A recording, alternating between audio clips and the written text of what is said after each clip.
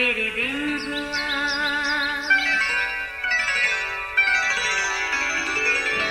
نیا پھر دن ہوا، پرانی رات کا کرے سو شکر ہم خدا کی ذات کا، خدا کی ذات کا نیا پھر دن ہوا۔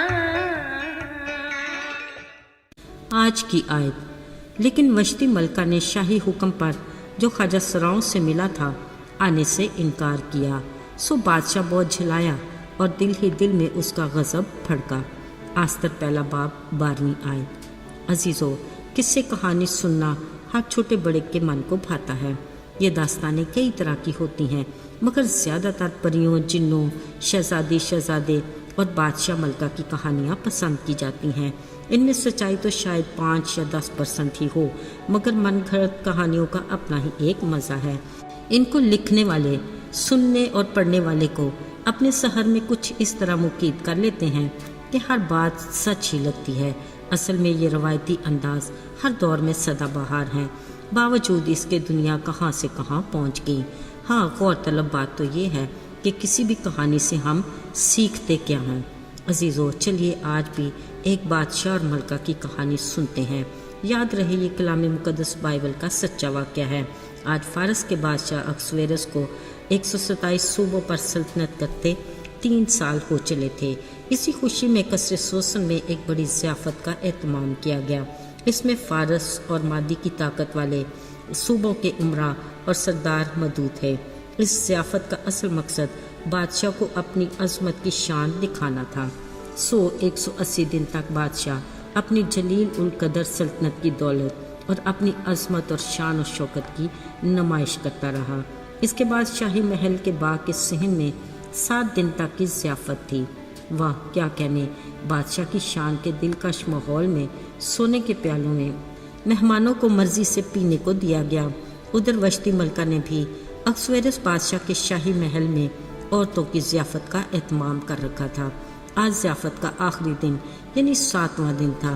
بادشاہ کا دل میں سے مسرور ہوا تو اس نے حکم دیا کہ وشتی ملکہ کو شاہی تاج پہنا کر بادشاہ کے حضور لایا جائے تاکہ اس کا جمال تمام مہمانوں کو دکھایا جائے، کیونکہ وہ دیکھنے میں خوبصورت تھی۔ مگر یہاں ایک انہونی ہو گئی۔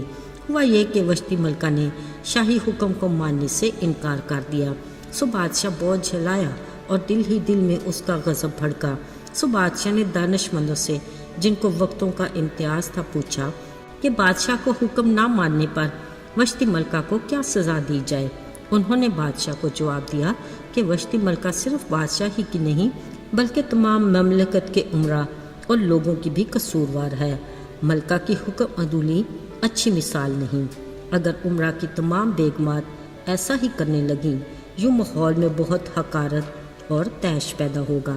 عزیزو، بلا شبہ وشتی ملکہ کی نافرمانی دیگر امراء کی بیگمات کے لیے اچھی مثال نہیں تھی، لہٰذا ایک شاہی فرمان منظور کیا گیا کہ وشتی ملکہ اکسویرس بادشاہ کے حضور پھر کبھی نہ آئے اور بادشاہ اس کا شاہانہ رتبہ کسی اور کو جو اس سے بہتر ہے عنایت کرے۔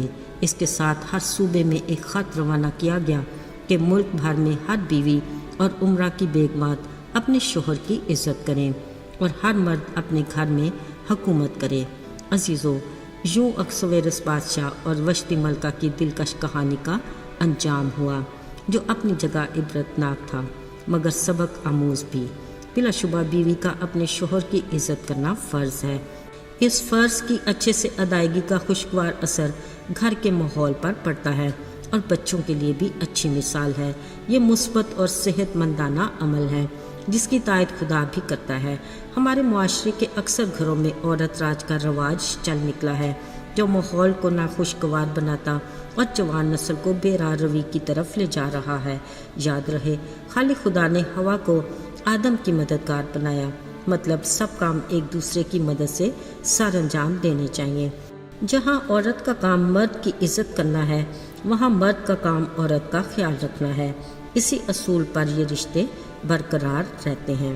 عزیزو، محبت، عزت، معافی، وفاداری ایک دوسرے کا خیال رکھنا، یہ خالق خدا کی وہ خوبصورت خاصیتیں ہیں جو اس نے اپنی تخلیق کو بھی عطا کی۔ یہ خدا کی وہ برکات ہیں جو وہ اپنے لوگوں کو دیتا ہے تاکہ ہم اس کی دی ہوئی زندگی کو ان خوبیوں کے زیر اثر بھرپور طریقے سے گزار سکیں، تاکہ ہمارے گھرانے خداوند میں مسرور اور شاد رہیں اور معاشرے کے لیے ایک اچھا نمونہ اور ایسی گواہی ہو جس سے خدا کے نام کو عزت ملے اور اسے جلال حاصل ہو۔ آئیے دعا کریں۔ اے ہمارے آسمانی باپ، تو جو آسمانوں پر سربلند ہے، زمین جس پر ہم بستے ہیں تیرے پاؤں کی چوکی ہے۔ ہم تیرے شکر گزار ہیں کہ تو ہماری تمام تر خطاؤں کے باوجود بھی ہم پر مہربان ہے اور ہماری کمزوریوں میں ہمیں طاقت دیتا ہے تاکہ ہم کبھی بھی اپنے ازلی دشمن ابلیس کے سامنے شرمندہ نہ ہوں۔ یسوع کے مبارک اور بابرکت نام میں مانگتے ہیں، آمین۔